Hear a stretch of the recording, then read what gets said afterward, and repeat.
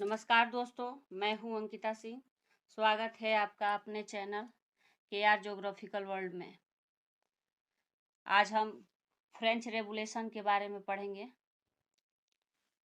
15 minute की video होगी जिसमें हम पूर्ण कोशिश करेंगे कि फ्रांस की क्रांति इसमें समाप्त हो जाए।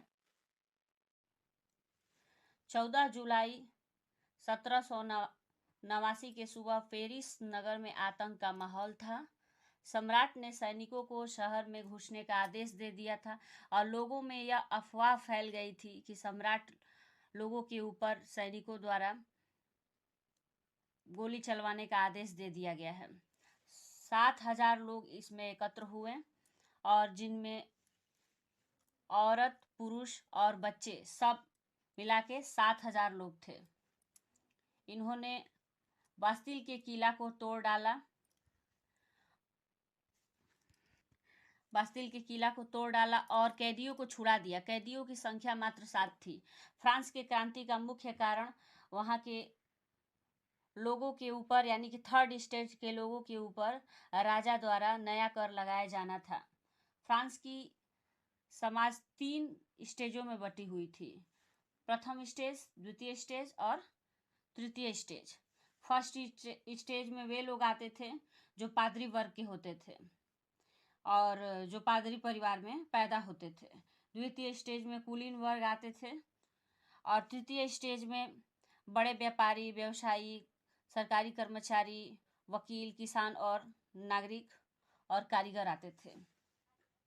कुल आबादी का लगभग 90% किसान थे और उनके पास जमीन की संख्या मात्र 40% थी।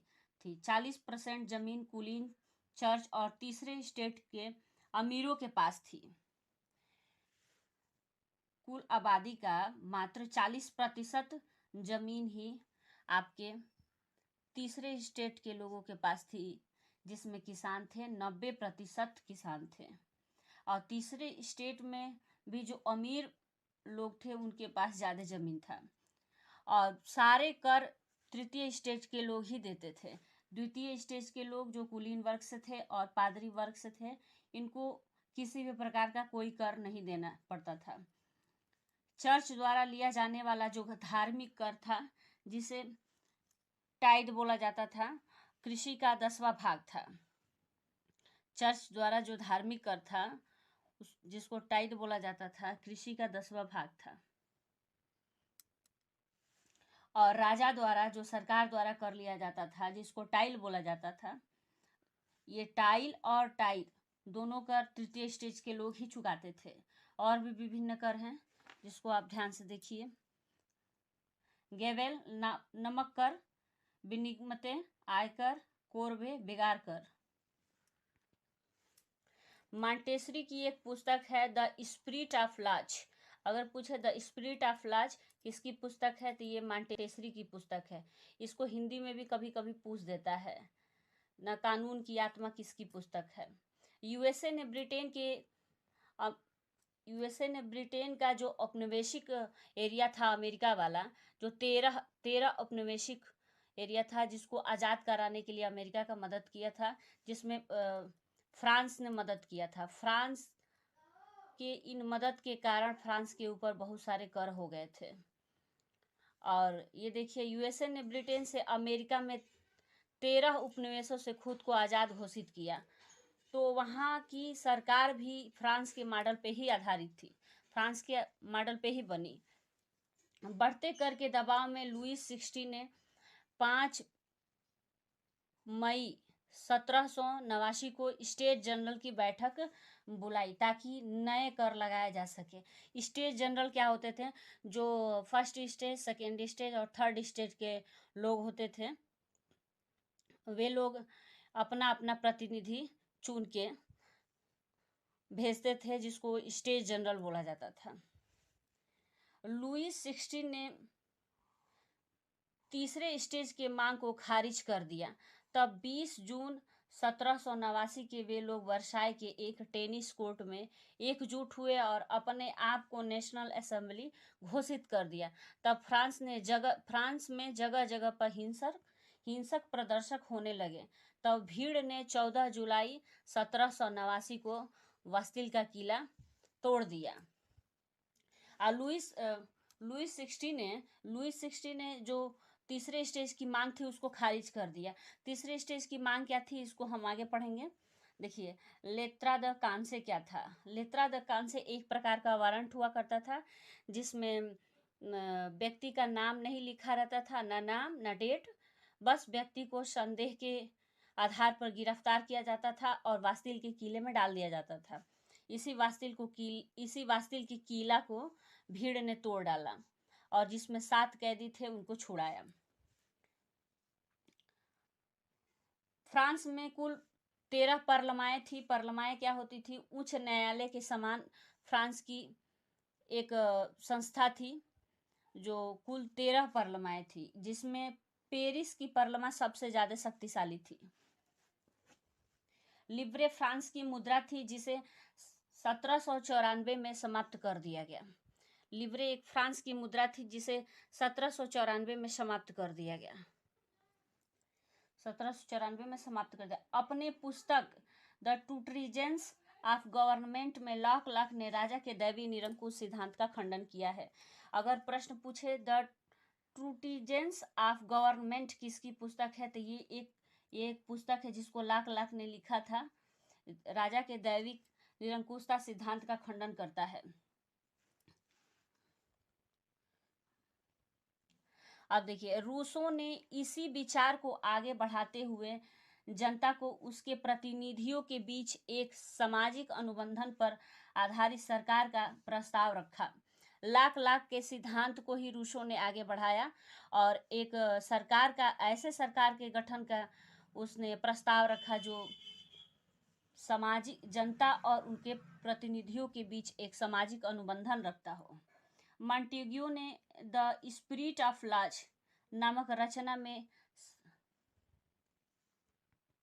देखिए मॉन्टेस्री बोल दिए थे, वो मॉन्टेस्री नहीं है, मॉन्टेग्यू है। मॉन्टेस्क्यू की पुस्तक जो स्पिरिट ऑफ लॉज है, मॉन्टेस्क्यू की पुस्तक है। रचना में सरकार के अंदर विधायिका, कार्यपालिका और न्यायपालिका के बीच सत्ता विभाजन की बात की है। विधायिका, न्यायपालिका और कार्यपालिका, राजा के सत्ता को 3 भाग में बांटने की बात सबसे पहले मॉन्टेग्यू ने द स्पिरिट ऑफ लॉज में की है। अब देखिए, स्टेट जनरल क्या होता था। स्टेट जनरल एक राजनीतिक संस्था थी जिसमें प्रत्येक स्टेट अपने अपने प्रतिनिधि भेजता था, अपने प्रतिनिधि भेजता था, लेकिन सम्राट ही निर्णय करता था कि प्रतिनिधि भेजते थे, लेकिन सम्राट ही निर्णय करता था कि इस संस्था का बैठक कब बुलाया जाए। इस बात को जरा ध्यान दीजिए। प्रत्येक स्टेज के लोग अपना अपना एक प्रतिनिधि भेजते थे। एक ही प्रतिनिधि नहीं, बहुत प्रतिनिधि होते थे, लेकिन इसका बैठक कब किया जाए इसका निर्धारण सम्राट ही करता था। इसका अंतिम बैठक 1614 में बुलाई गई थी। नए कर लगाने के लिए लुईस 16 ने इसका फिर दोबारा बैठक बुलाया, जिसका जो 5 मई 1789 को बुलाया गया और जिस थर्ड स्टेज के लोगों के मांग को खारिज कर दिया गया, जिसके वजह से बास्तिल का किला टूटा और फ्रांस में क्रांति का बीजारोपण हुआ। इस चीज़ को देखते हैं मांग क्या थी। इस बार पूरी सभा द्वारा मतदान कराया जाना चाहिए, जिसमें प्रत्येक सदस्य को एक मत देने का अधिकार होगा। और इस बात को सबसे पहले किसने लिखा था? यह एक लोकतांत्रिक सिद्धांत था जिसे मिसाल के तौर पर रूसों ने अपने पुस्तक द सोशल कॉन्ट्रैक्ट में प्रस्तुत किया था। ये लोकतांत्रिक सिद्धांत कौन सा था? मत देने का सिद्धांत, मत देने का अधिकार जो था एक लोकतांत्रिक सिद्धांत है, आप सब जानते हैं। इसको सबसे पहले रूसों ने अपने एक पुस्तक द सोशल कॉन्ट्रैक्ट में प्रस्तुत किया था। इसी बात को लेकर थर्ड स्टेज के लोगों ने मांग किया कि हम प्रत्येक लोगों को मत देने का अधिकार होना चाहिए, जिसे लुईस 16 ने इस बात को खारिज कर दिया। लुईस 16 के बात को खारिज करते ही थर्ड स्टेज के लोगों ने बगावत कर दिया, क्रांति कर दिया। लुईस 16 ने तीसरे स्टेज की मांग को खारिज कर दिया। वे लोग वर्साय के एक देखिए, मांग खारिज होने के बाद ही वे लोग वर्साय के एक टेनिस कोर्ट में एकजुट हुए और अपने आप को नेशनल असेंबली घोषित कर दिया।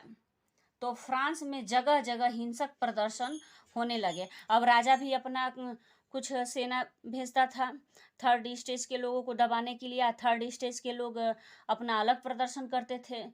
मारपीट बहुत काफ़ी हो गया और गृह युद्ध छिड़ गया। 1789 को बास्तिल का किला तोड़ दिया गया।